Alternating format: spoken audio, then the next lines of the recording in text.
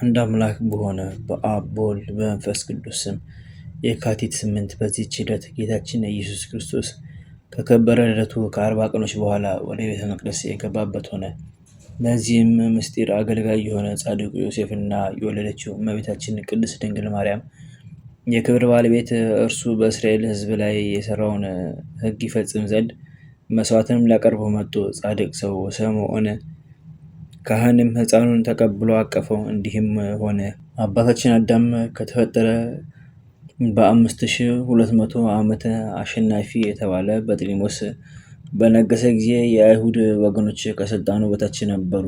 ወደ ኢየሩሳሌምም ልኮ ከሊቃውንቶቻቸው ከአዋቂዎች መምህራኖቻቸው 70 ሰዎችን መርጦ ወደ እርሱ ወሰዳቸው። የኦሪትን መጻሕፍት ከዕብራይስጥ ቋንቋ ወደ ጽር ቋንቋ የተረጉሙ ዘንድ አዘዛቸው። ይህም የሆነ በእግዚአብሔር ፍቃድ ነው። ከአይሁድ ሕጉና ሥርዓቱ እንደሚፈልስ እና በዓለም ሁሉ ለክርስቲያን ወገኖች ይሆን ዘንድ አለውና። ዳግመኛም ሁለት ሁለት እያደረጉ እንዲለዩአቸው አዘዘ።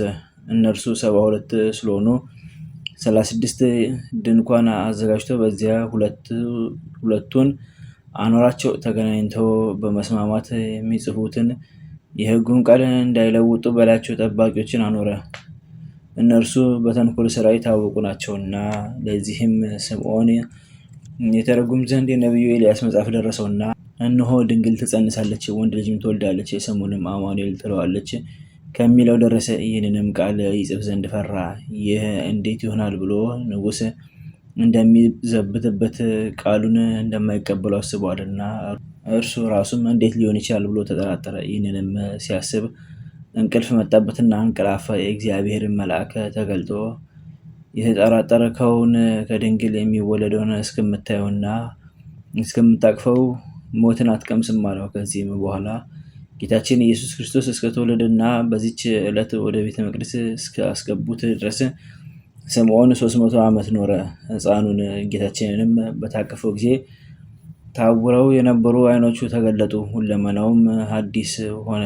መንፈስ ቅዱስም የምትጠብቀው የነበረ ሕፃን ይህ ነው ብሎ ነግሮታልና እግዚአብሔርንም አመሰገነው፣ እንዲህም አለ፣ ባሪያህም በሰላም አሰናብተው። በአንተ ምክንያት በዚህ በኃላፊው ዓለም ሕይወት ታስሬ እኖራለሁና፣ እነሆ አሁን መጥተህ አየሁ። ወደ ዘላለም ሕይወት ይሄድ ዘንድ አሰናብተኝ። ዓይኖቼ ትግድናህን አይተዋልና በወገኖች ሁሉ ፊት ያዘጋጀኸውን ለአሕዛብ ብርሃንን ለወገኖች እስራኤልም ክብርን ትገልጥ ዘንድ እመቤታችንን እናቱ ድንግል ማርያምንም እንዲህ አላት፣ ይህ ልጅሽ ከእስራኤል ውስጥ ለብዙዎች ለመውደቃቸውና ለመነሳታቸው በሚፈረድባቸውም ገንዘብ ለምልክት የተዘጋጀ ነው። ዳግመኛም በመከራው ጊዜ በልቧ የሚያድርባትን ሐዘን አስረዳት፣ እንዲህም አላት፣ አንቺ ግን በልብሽ የሚከፋፈል ፍላጻ ይገባል። ከዚህም በኋላ በሰላም አረፈ። በዚያም የከበረ ወንጌል ያወሳት የፋኑኤል ልጅ ነቢይት ሐና ነበረች። እርሷም ስለ እርሱ ትንቢት ተናገረች፣ እግዚአብሔርን እያመሰገነች። እርሱ ከሰይጣን ባርነት የሚያድናቸው መድኃኒት እንደሆነ ነገረቻቸው። ለጌታችንና ለመድኃኒታችን ኢየሱስ ክርስቶስ ከቸር አባቱና ይቅር ባይ ከሆነ መንፈስ ቅዱስ ጋር ክብር ምስጋና ይሁን ለዘላለሙ አሜን። በዚህችም ዕለት ከአሴር ወገን የሆነች የፋኑኤል ልጅ ነቢይት ሐና አረፈች። የእርሷም ዘመኗ አልፎ ነበር። በድንግልና ከኖረች በኋላ ከባሏ ጋር 70 ዓመት ኖረች። 84 ዓመት ፈት ሆና ኖረች። በጾምና በጸሎትም ያገለገለች ቀንም ሌሊትም ከምኵራብ አትወጣም ነበር። ጌታችን ኢየሱስ ክርስቶስ ከተወለደ በኋላ 40 ቀን ወደ ቤተ መቅደስ ባስገቡት ጊዜ በዚያን ሰዓት ተነስታ አመነች፣ እግዚአብሔርንም አመሰገነችው። የኢየሩሳሌምን ድህነት ተስፋ ለሚያደርጉ ሁሉ ስለ እርሱ ነገረች። ከዚህም በኋላ በሰላም አረፈች። በዚችም ቀን የከበረች እመቤተ አመተ ክርስቶስ አረፈች። ሁለቱም አገልጋዮቿ።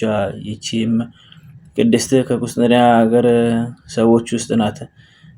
ከንጉሥ መሳፍንቶችም ባል ነበራት። እርሱም በጎልማሳነቱ ሞተው እድሜዋ 12 ዓመት ሲሆናት ፈታ አደረጋት። ከጥቂት ቀን በኋላ ከዚህም በኋላም ከመንግስት ታላላቆች የሆነ አንድ ሰው በኃይል ወስዶ ሊያገባት ፈለገ። እርሷም ጽኑ ደዌ አለብኝ፣ እስከምድን ጠብቀኝ አለችውና ከዚህ በኋላ ገንዘቡን ሁሉ ለድሆችና ለችግረኞች በተነች። ወንዶችና ሴቶች ባሮቿን ነፃ አወጣች። 2 ሴቶች ባሮቿንም ከእርሷ ጋር ይዛ ማንም ሳያያት በሌሊት ወጣች።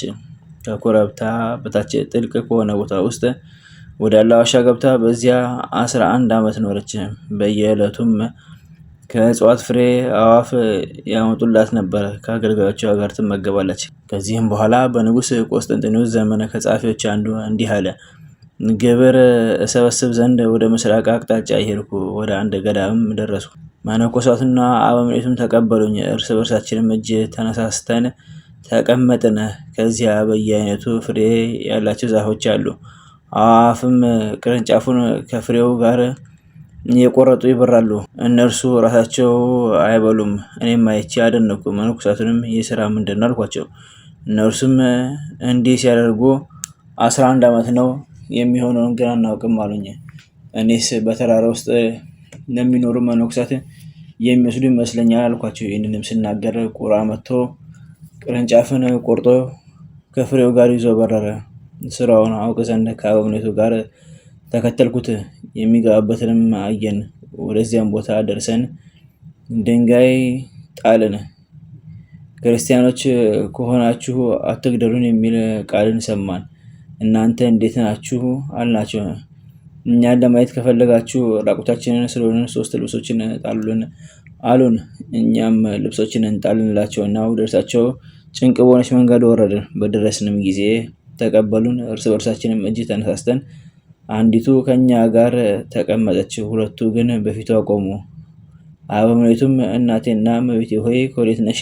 እንመገብ አላት። እርሷም ወደዚህ ከመጣን ቅዱስ ቁርባኑን አልተቀበልንምና የክርስቶስን ስጋና ደም አምጥቶ እንዲያቀብለን ቄስ እዘዝልን አለችው። አበምኔቱም ቄስን አዘዘላቸውና አቆረባቸው። በማግስቱም ዓመተ ክርስቶስ ረጅም ጸሎትን ጸለየችና አረፈች። አገልጋዮቿም ተከታትለው አረፉ። በዝማሬና በማህሌት ገንዘው በክብር ቀበሯቸው። ለእግዚአብሔር ምስጋና ይሁን፣ እኛንም በጸሎታቸው ይማረን፣ በረከታቸውም ከኛ ጋር ትኑር ለዘላለሙ አሜን። በዚህችም ዕለት በትሩፋቱ ፍጹም የሆነ ታላቅ አረጋዊ የገዳመ ሲሃቱ ኤልያስ አረፈ። የሚያረጋጋው በትሩፋቱ ፍጹም የሆነ አረጋዊ መነኩሴ እንዲልኩለት በመለመን ጻድቁ ንጉሥ ቴዎዶስዮስ ወደ ገዳመ ሲሃት በላከ ጊዜ ይህን በትሩፋቱ ፍጹም የሆነ ኤልያስን ላኩለት። ስለ እርሱም እንዲህ ብሎ ጻፉ። ንጉሥ ሆይ እነሆ በስራው ኤልያስን የሚመስል ኤልያስ የሚባል ጻድቅ ሰው ልከንልሃል። ወደ ንጉሥም በደረሰ ጊዜ ንጉሥ እንዲህ አለው፣ አንተ በገድልህ ነቢይ ኤልያስን እንደምትመስል መነኮሳቱ ስላንተ ወደ እኔ ልከዋል። አረጋዊውም በውሃትና በትህትና እንዲህ አለ፣ ጻድቅ ንጉሥ ሆይ ይቅርታ አድርግልኝ። ሰው ሁሉ በጠባዩና በስራው ይታወቃል። የኤልያስም ገድሉ እንዲህ ነው። ስለ ደግነቱ ምግቡን ቁራዎች ያመጡለት ነበር። እኔ ግን ምግቤን በፀሐይ ውስጥ ባሰጠው ቁራ ይዞት ይሄዳል። ንጉሱም ሰምቶ ከቃሉ ጣዕም የተነሳ አደነቀ። ዳግመኛም አባቴ ሆይ ለምን እግዚአብሔር ልጅ አልሰጠኝም አለው። አረጋዊውም በምድር ላይ ሃይማኖት የሚከፋፈልበት ዘመን ይመጣል፣ ከመናፍቃን ጋር አንድ እንዳይሆን ስለዚህ እግዚአብሔር ልጅን አልሰጠህም አለው። ንጉሱም ብዙ ገንዘብን ሊሰጠው ወደደ። እርሱ ግን አልተቀበለም። ወደ በዓቱም እስከተመለሰ ድረስ እህል እንዳልቀመሰ ስለሱ ተነገረ። በሰላምም አረፈ። ለእግዚአብሔር ምስጋና ይሁን፣ እኛንም በጸሎቱ ይማረን፣ በረከቱም ከኛ ጋር ትኑር ለዘላለሙ አሜን። አንድ አምላክ በሆነ በአብ በወልድ በመንፈስ ቅዱስ ስም የካቲት 9 በዚች ቀን የከበረ በሶርያ ሀገር ላሉ መነኮሳት አባት የሆነ ታላቁ አባ በርሱም አረፈ። እዛ አቅረብኩ ማህሌት ያዘኪረ አየላፈ ምንህጽምዱ ከዘልፈ ደላ ነብብቶ ከብዜኔቴ መጻፈ እንተደሰ ከግዚኦ ጸድቀ ምሉት ኮፈ ላቡ ውላን ዘተርፈ ነቢያት ቅዱሳን ሐዋርያት ሰባክያን ሰማዕታት ጻድቃን ደናግል አዲ ወመነኮሳት ይረን ባርኩ ባርኮ ጉባኤ ዛቲ መካን እስከ ደገዲ ቆኑስ ሕፃን ለጻፎ ቅርታስ ወለዛ ጻፎን ዘደረሱ ወለዛ አንቦ ስልቆ ሳዲስ ወለሰማ ቃሎ ዘናፈስ ጸሎተሙ ማርያም አሬቀተ ኩሉም ባሰቡር የማረን ኢየሱስ ክርስቶስ በቅዱሳን ጸሎት ጠብቀን በረከታቸው ከኛ ጋር ትኑር። ኦ አምላክነ በከመ ትከ ዋኮ በከመ አሁን ዘበሰማያት